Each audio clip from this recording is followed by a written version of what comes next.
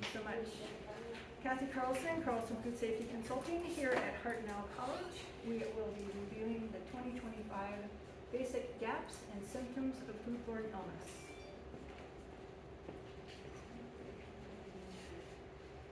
Okay, we start off with a couple of questions.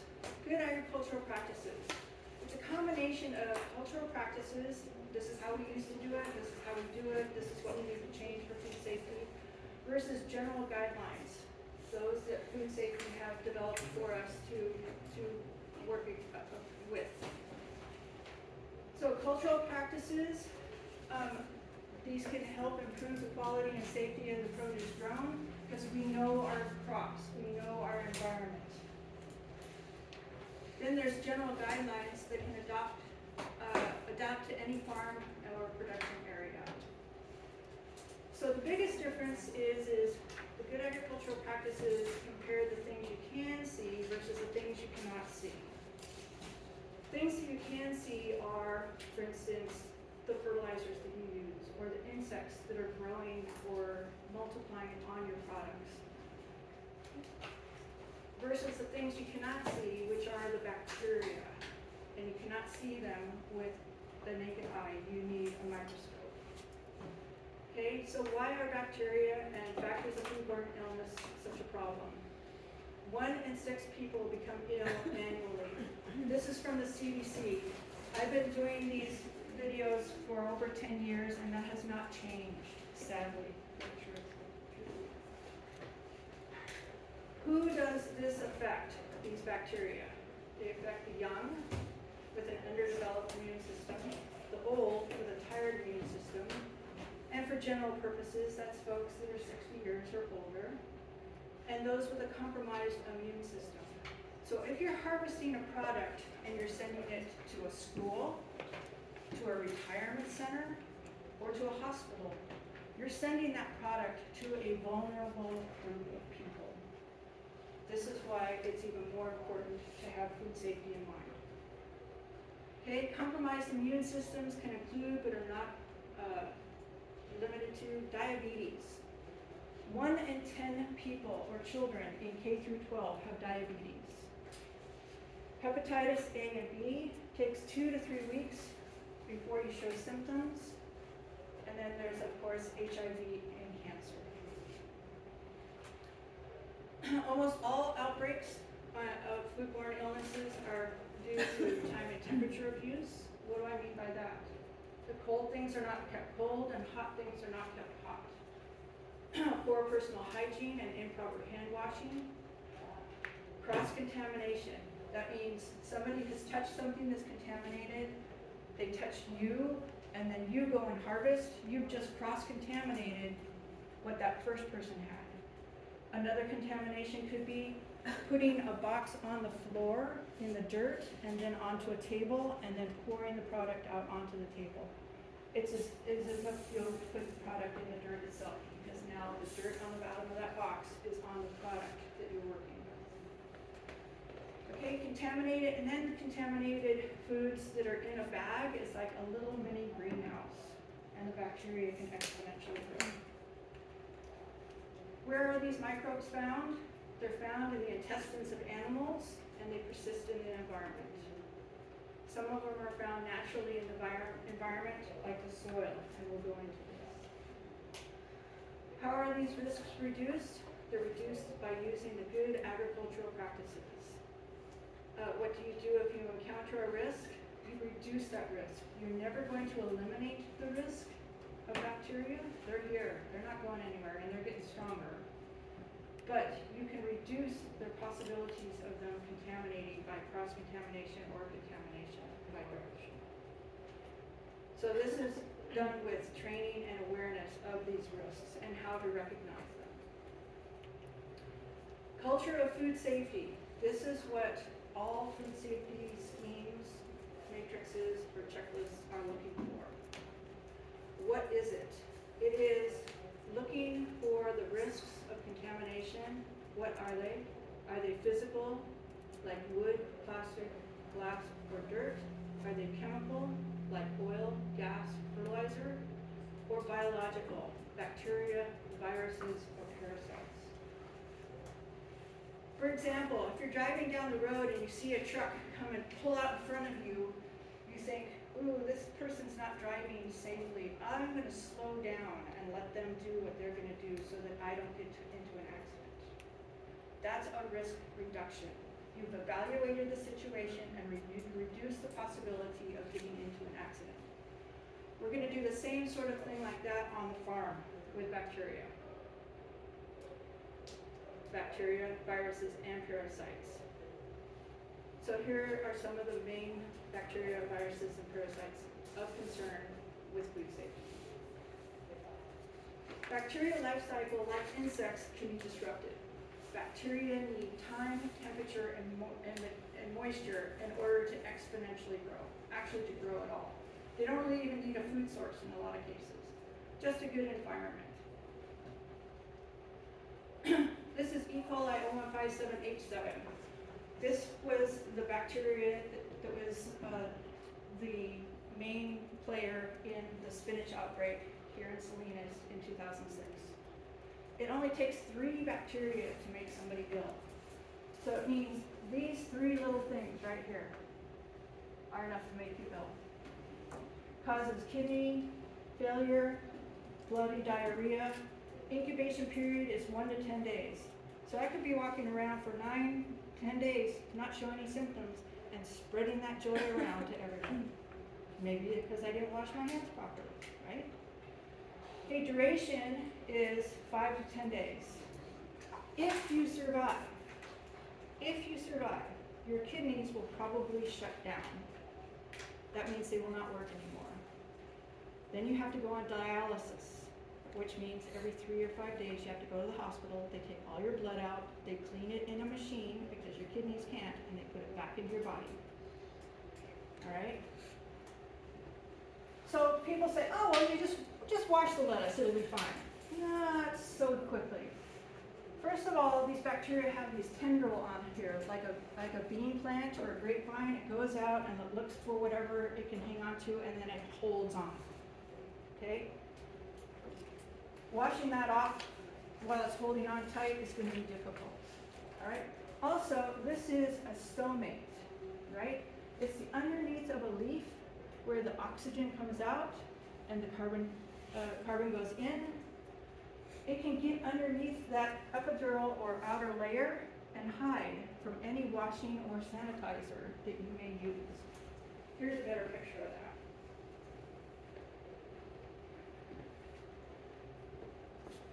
The bacteria can get inside here and then hold on.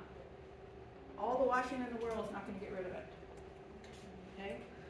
So with food safety, what our goal is to reduce the risk of those bacteria being present in the first place. Like I said, we're not going to get rid of them all, but we want to reduce it to the point where we don't make people sick. Okay? Just last year, we had a carrot outbreak, November 2024. E. coli 0121H19. So let me say, there's a whole bunch of the E. coli, a whole bunch of them, lots of them. There's some that make people sick but don't bother animals, and there's others that make animals sick but don't bother people. All right? Ones we're concerned about are the ones that make people sick, like this one. This E. coli causes stomach cramps, bloody diarrhea, fever, and possible kidney failure. Again, incubation is 1 to 10 days. Duration of illness is 5 to 7 days. All right, salmonella. I've had this. It's not fun.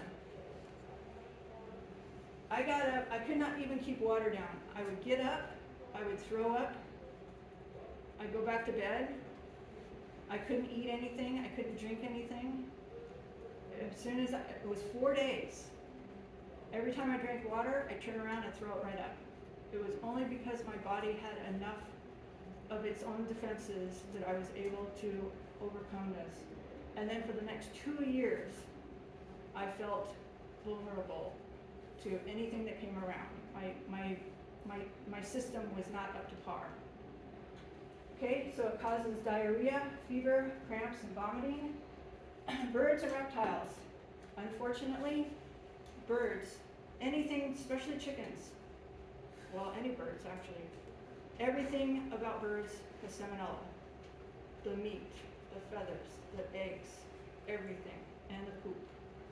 All right, incubation, 12 to 72 hours, duration, 4 to 7 days. And then my system anyhow was compromised for the next 2 years. Look again here, bacteria, they have this sticky stuff that helps them stay on whatever it is they're on. So washing may not always be the answer. Okay, Listeria monocytogenes, naturally found in the soil, okay, can grow at temperatures of 30 degrees to 113 degrees. 30 degrees is below freezing at 32 degrees, right? So in your coolers or in your big facilities where you keep it cold, that's not gonna slow them down. If they get into the drains, for example, and you don't clean your drains well enough, or the underside of the cover of the drain, they're just gonna exponentially grow and come out onto the concrete or whatever the surface is that's in the building. And then wherever there's a high traffic area, you're gonna have a high risk of these bacteria exponentially growing. Where people walk, where the hand trucks go, where the forklifts go, those are always gonna be your high risk areas.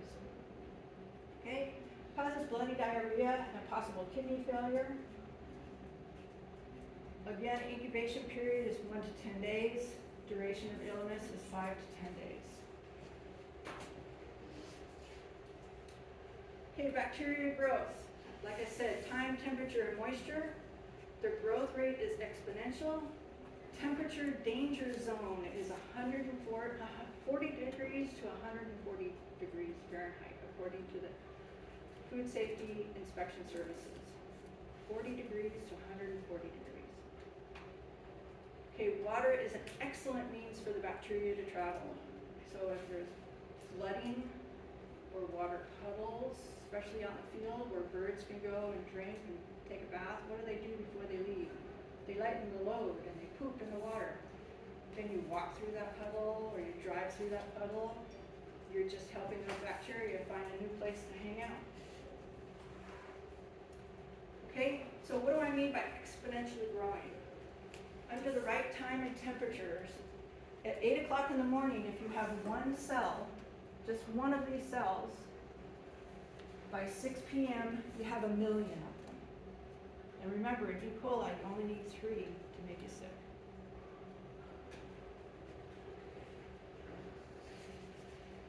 Okay, so again, where do these bacteria come from? This is part of your risk assessment. Found in the intestines of humans and animals. Resistance to antibiotics. So, for instance, if you go to the doctor and they tell you, oh, take these antibiotics for 10 days. Take 1 a day for 10 days. Okay, about day 4, day 5, you start feeling better.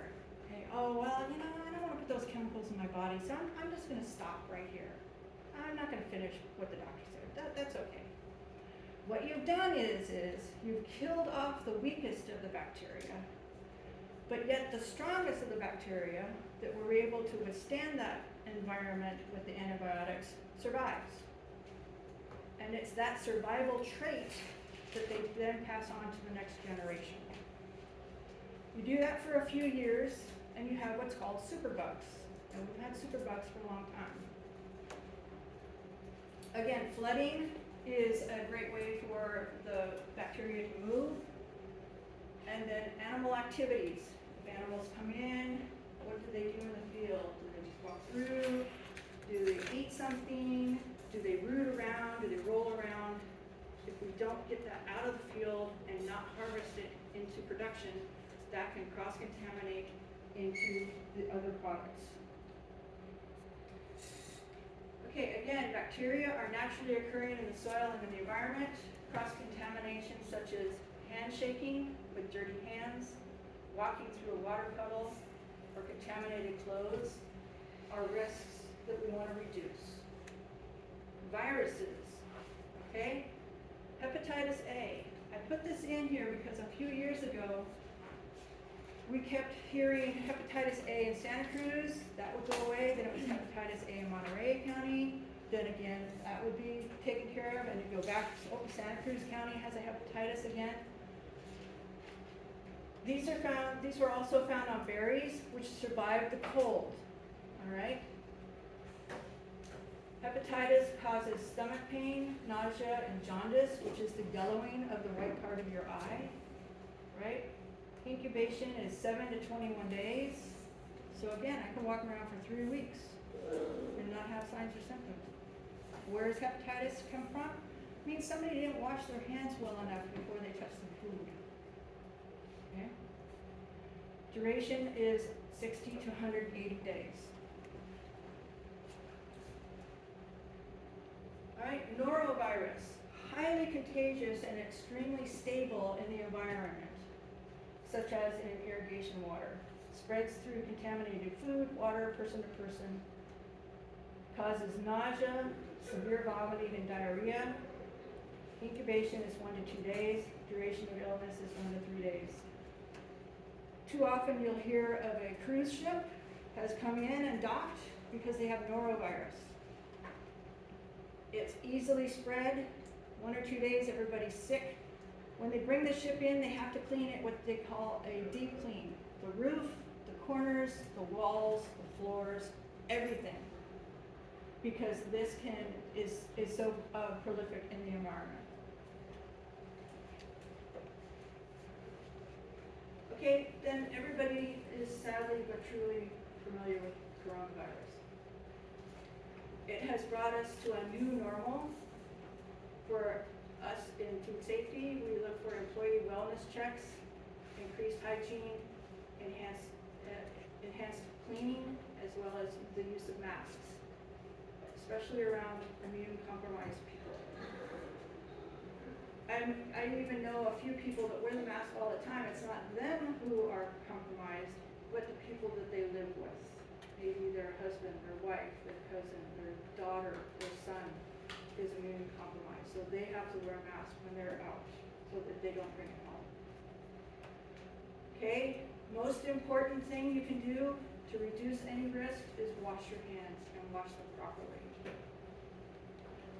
If you're wearing a mask, be sure to wear it properly and correctly. And then parasites. Cyclospora. A few years ago we had a Cyclospora alert. There was basil from Mexico coming into the US that had Cyclospora. One of my clients actually buys basil from Mexico. So we tested the product to make sure that the product that we were receiving did not have Cyclospora. Cyclospora requires human as part of its life cycle, but it's basically water, feces, human, and the last time I took a webinar, they were still researching what the full life cycle entailed. But it causes watery diarrhea, abdominal bloating, and cramping, and a low-grade fever. Incubation is 6 to 8 days. Duration is 35 to 42. Interesting one about this, unless treated, the illness may relapse. So in other words, you'll feel sick. If it's not properly treated, you'll get better, and then it'll come back again. And you're like, well, how come I'm sick again? Maybe because you didn't have it properly diagnosed. Okay, so what do all of these have in common? How do we tell if someone around us is spreading this joy around, right? Bacteria, viruses, and parasites. The common signs of illness are cold and flu-like symptoms. Remember, it takes up to 10 days to show symptoms in many cases, and it's also carried in the blood and bodily fluids. This is why we don't spit in the fields. This is why if there is blood in the field, we treat it properly. We'll get into that in a minute. Okay, what must you do if you feel ill? This is one of the questions that the inspectors will ask you during a food safety inspection in the field. The correct answer is you're going to tell your supervisor, You're not going to handle any produce, and you're going to be reassigned to other tasks. The supervisor will ask the ill person to go home or to the doctor. If they do go to the doctor, they're probably going to need a note to come back to work. Okay, how do we reduce the risk of contamination and cross-contamination? Again, it's the good agricultural practices. What are they? Quickly, they're soil, water, hygiene, surfaces, and animal activity. Soil is, we're looking at the history of the land and the amendments. Water, your water source. Is it from a well? Is it from a surface? Is it municipal? Hygiene, hand washing and clean clothes. Surfaces is defined as anything the harvestable portion of the crop comes into contact with. Anything the harvestable portion of the product comes in contact with. So anything you can eat, whatever it touches, is considered a surface. And then wild and domestic animals. I'm going to each of these a little bit more. Soil. Illness-causing microbes are always in the soil. Naturally found, Listeria monocytogenes. So we used to say, oh, a little dirt won't hurt you. But sadly, anyone who becomes ill with this, 90% of them will die. If a pregnant woman becomes ill with this, 20% of them will abort their child, just because of a little dirt. All right? We're also looking at the land use history. Was there flooding in the past? Is there garbage now? Prior use of the land, did it have animal grazing? Right? Also adjacent land use.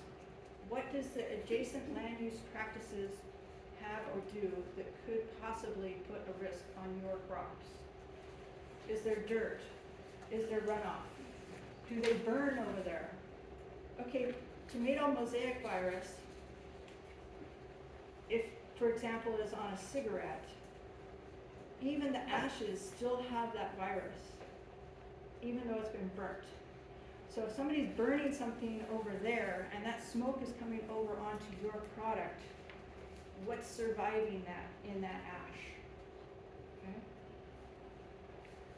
Okay, proper management and storage of soil amendments, such as compost or heat-treated products. Are you storing them in a manner that they won't get recontaminated? So, for instance, there's a really great company that brings it in a big cloth bag, and we put it on a pallet, and then we close the top of the bag and put a tire on it so that the birds and critters can't get in there. Because if they do, and they poop on that product, all of that work for heat treating it is useless because it's recontaminated that product. All right, minimize risk of soil amendments by using properly treated soil amendments that have gone through a heat treatment. This reduces the microbial count through the temperature, bringing it up. Remember, the danger zone is 40 to 140 degrees. So if we bring that up to at least 140 degrees, we're going to kill those bacteria or microbes. Once they do that, you're going to send a sample to the lab, and it's called a certificate of analysis, where they test to see if there's microbial activity or not.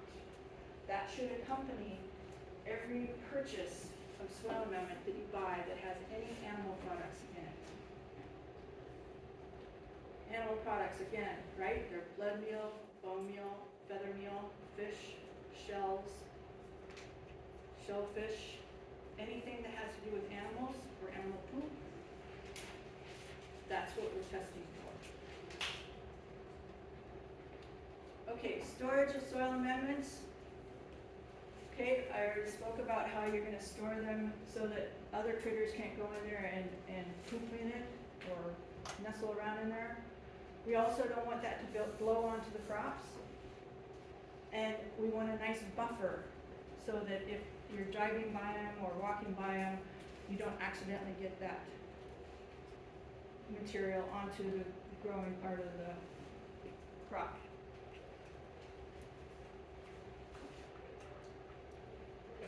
Listeria monocytogenes, like I said, it is naturally found in the soil.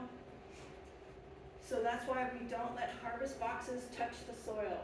We use a buffer box or a sheet. Okay, a buffer box could be a designated color of an RPC, reusable plastic container, or it could be a piece of clean cardboard.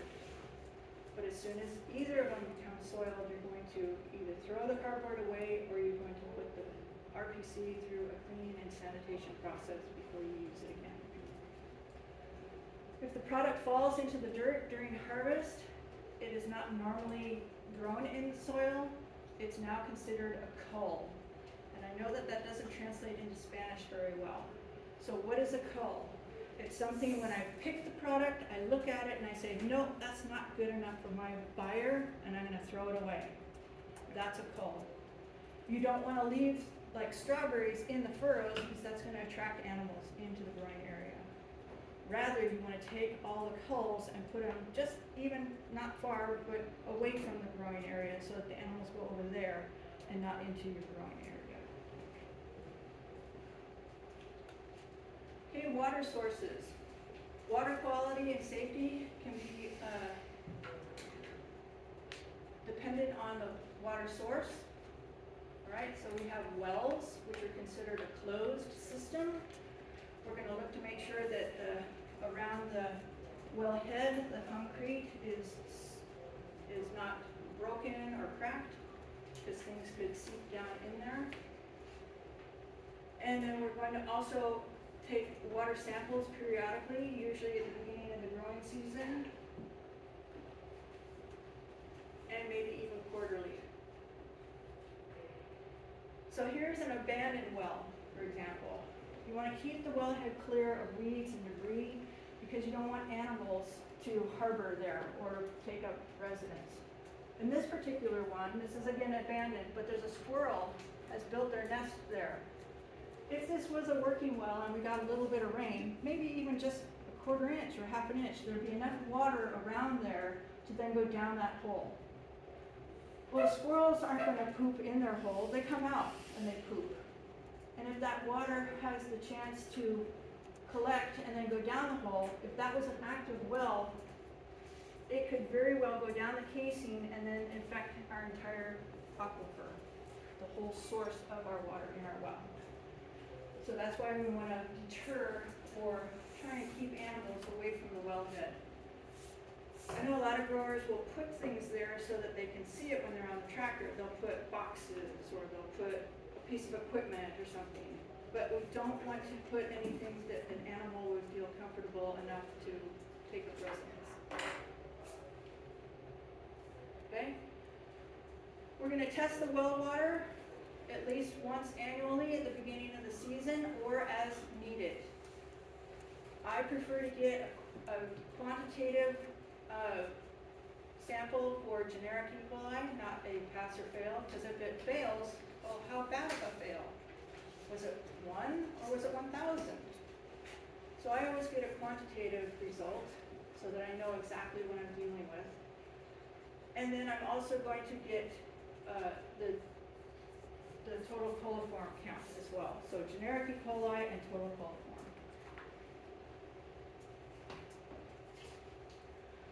Well, when I say that, what does that look like? Okay? Generic tests take about 24 hours, and that's from when the technician puts the medium on the water sample that you just brought in, and they wait 24 hours for that result. When I'm asking for a generic E. coli, it means all of the E. colis. When I say total coliform, it includes fecal coliform. Okay?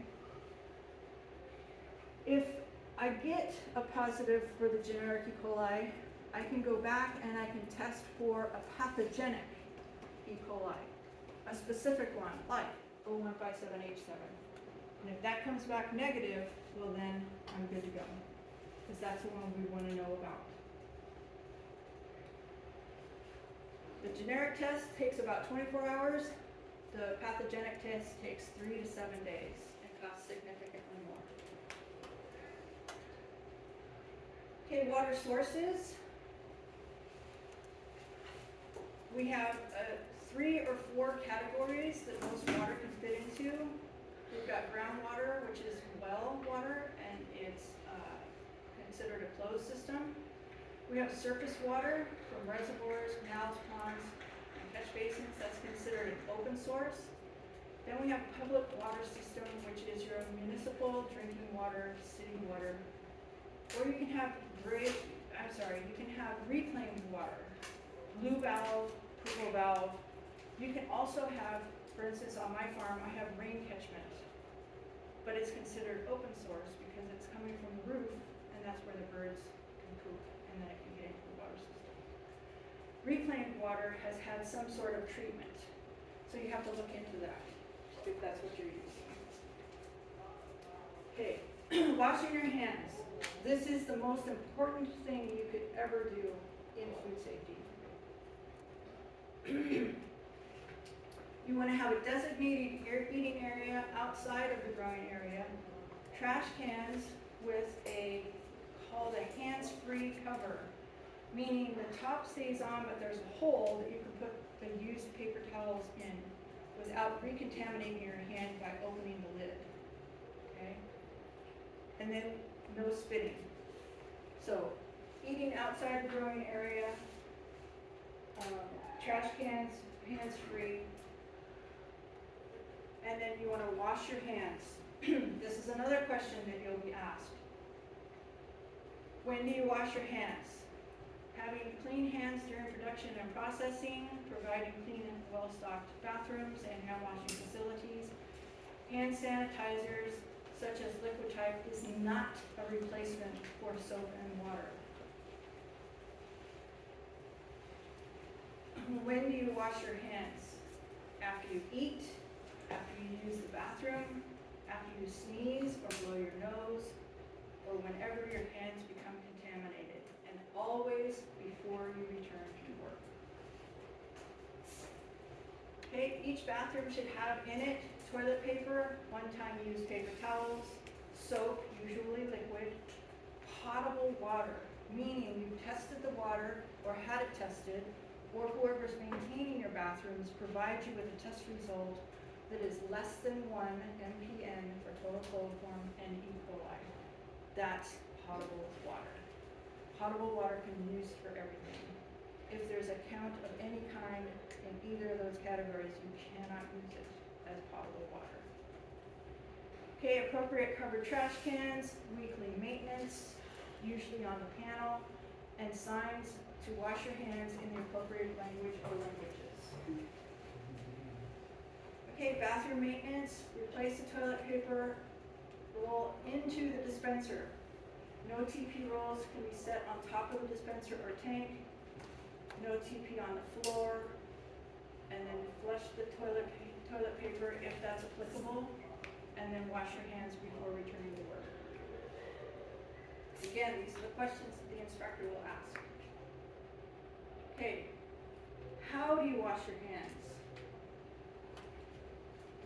All right, the steps are, you're gonna wet your hands, apply soap, you're gonna lather for 20 seconds. You're gonna wash between your fingers, under your fingernails, and don't forget the top of your hands. Rinse for 10 seconds. Dry your hands with one-time use paper towels. Turn off the water source, unless it's a hands-free water source, with the paper towel, and then throw it away. So you're washing your hands for 20 seconds. 20 seconds is a long time. It's happy birthday twice. It's twinkle, twinkle, little star, twice.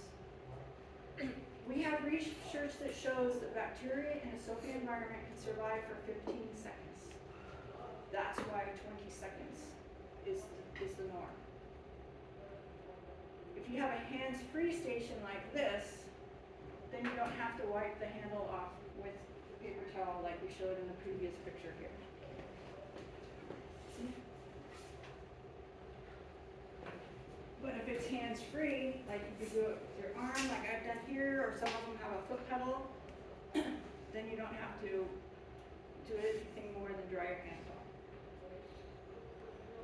Okay, if you cut yourself while you're working, again, another question that's going to be asked by the inspectors. What do? You apply pressure to the wound.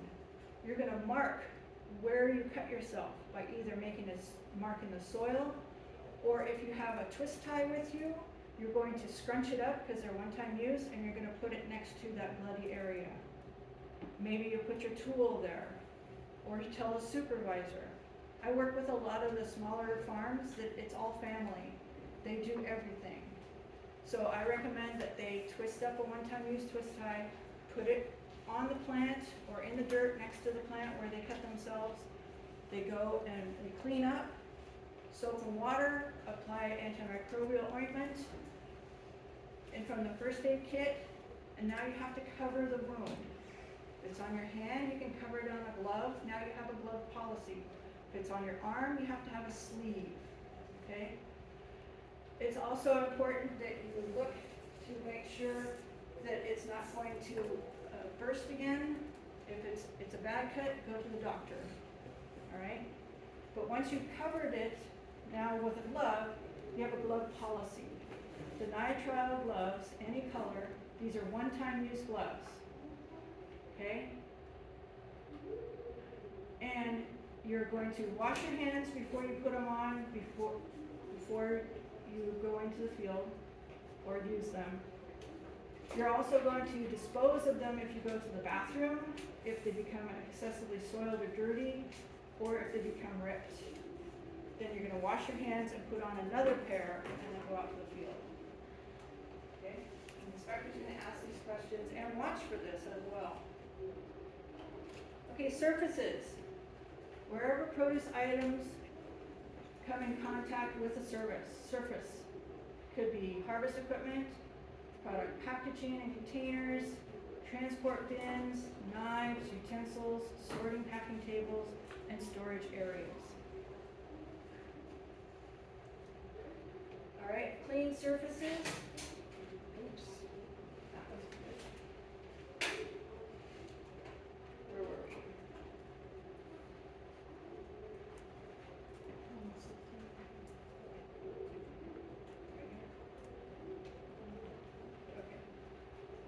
Pull some damaged produce out of the growing areas and into an approved designated area, and then you're going to clean and sanitize equipment before use and or daily.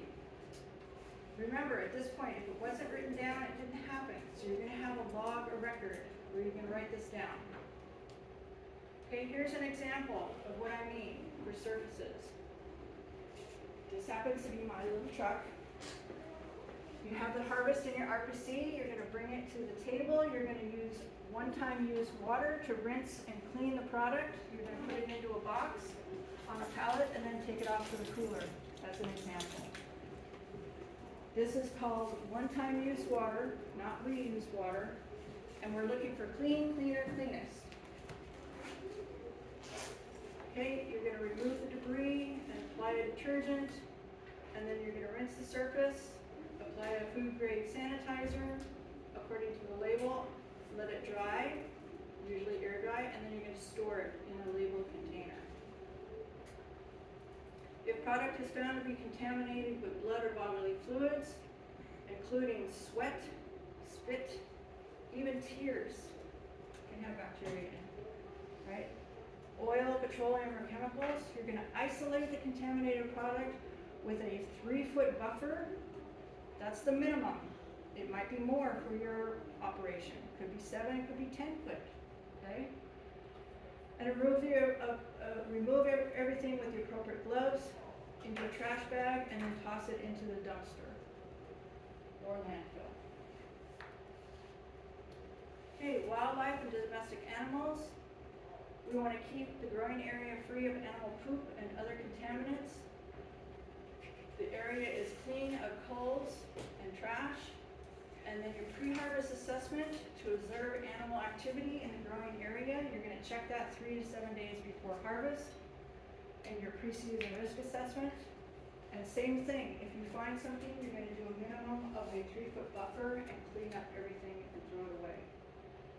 While you're doing your 3 to 7 days before harvest pre-assessment, you're going to be looking for this.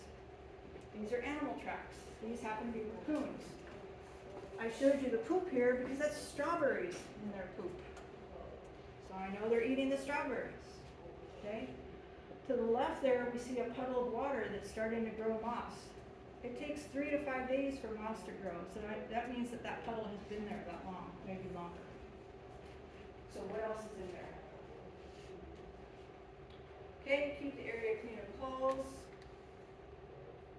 Your pre-harvest inspection, again, 3 to 7 days. What did the animal do? Did it just run down the farm road and keep going? Great, write that down. Did it fly into the growing area or run into the growing area? Did it eat something? Did it poop on something? Did it root around? Again, you're going to do that 3-foot buffer and take away anything that is contaminated so it doesn't get harvested into the food chain. Okay, we're going to look for footprints. I put this picture in here because here's a bird and a water puddle. And what are they going to do before they take off? They're going to lighten the load. And then that truck's going to drive through it and then help spread that poop everywhere with the water. So we want to minimize the risks of puddles starting up anywhere. Okay, under the Food Safety Modernization Act, when we're doing or evaluating that 3-foot buffer, we're also going to take into consideration the chance for a splash or drift. So when something drops on the ground, it doesn't just stay there. Sometimes it jumps up and splashes, right? Where did that go? Is it within that 3-foot buffer? If not, we're going to extend that buffer to include that possibly contaminated product. We're also going to look for drift. We all know here in Salinas, about 3 o'clock, we get some nice breezes going, right? You let something go here and it's in Chular before you know it. So how far did the wind push whatever that contamination that dropped onto other products? And we're going to extend that buffer again. Anything that's reasonably, foreseeably contaminated, either known or unknown, will not be harvested. These are the words they want you to say back to them, right? Produce that is contaminated or reasonably likely to be contaminated with a known or reasonably foreseeable hazard. Do not harvest it. If these buffer areas overlap themselves too much, they want you to till the whole field under.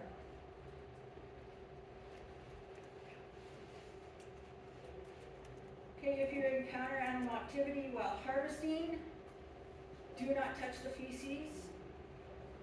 Mark the area. Again, one-time use twist tie, flag, or some other marking on the ground, and move on. So in other words, you're harvesting along, you see something, give it that at least 3-foot buffer, and then keep harvesting again. A lot of the folks that I work with, again, our family, they don't have a supervisor that they can call and say, hey, I found poop over here, come clean it up. So what they do is at the end of the day, they go back and clean that all up and then go home and change their clothes so that they don't get that contamination on any of the harvested product that they're processing that day. Okay? Animals. For pipes, I've seen a mouse build a nest in 2 hours. So the pipes that we put together, we flush them out, but that's usually to get any kind of dirt. How do we know we've gotten any of the bacteria or the poop out in that time frame? We don't.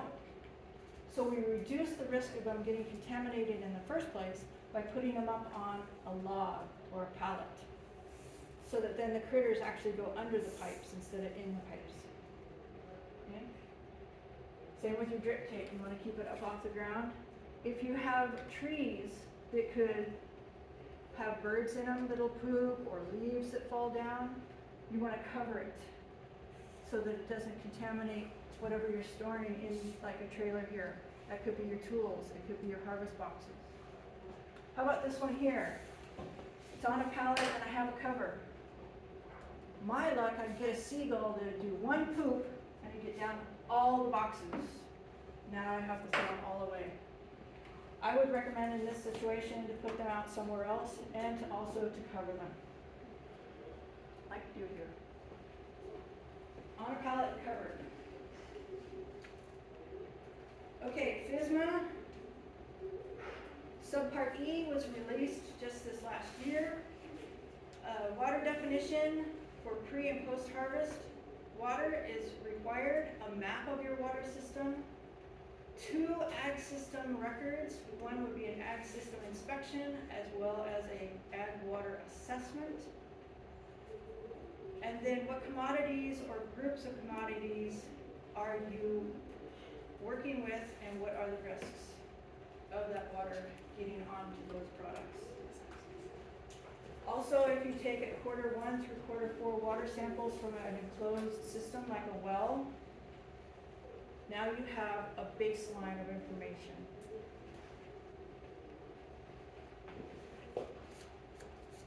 Okay, so good agricultural practices in review.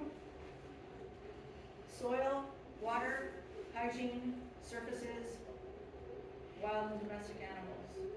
If you see something, say something. If you're not sure, wash your hands. If you're not sure, wash your hands and put on a new pair of gloves. In the not too distant future, food safety is based on the risk assessment and a continuous improvement. So in the next few years, we might have other sections become more prominent, such as crisis management. We already have the traceability rule that's in action right now, and then food defense as well as food fraud. Here are some pictures on buffer boxes. For buffers, we have an RPC that sits underneath a box that we harvest in the furrows, and we always use that RPC the same way so that we don't transfer the dirt onto the harvest box. Same with any transport vehicle, we want it on a pallet and probably covered if possible. It's not always practical, but possible. Okay, here's a buffer piece of cardboard between the dirt and these boxes, clean side up. This one's not easy to see, but this is one of the strawberry carts. You cannot put tape on there. The carts have to be a cleanable, sanitizable surface. If you put duct tape on there, that is not a cleanable or sanitizable surface. So what one of my growers invented was we got a piece of PVC pipe, which is food grade, 3/4 inch. We cut it just long enough to fit across that handle and then down the side so we could snap it on there. Now you can clean and sanitize that surface before you start harvesting.